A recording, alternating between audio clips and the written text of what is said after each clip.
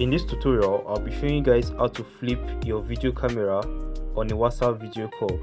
Peradventure you are having a conversation with someone and you want to flip the camera, just follow this step-by-step process and you get to learn how to do it. So let's assume I want to call this number on a video call. So what you want to do is you just click on this call button right here.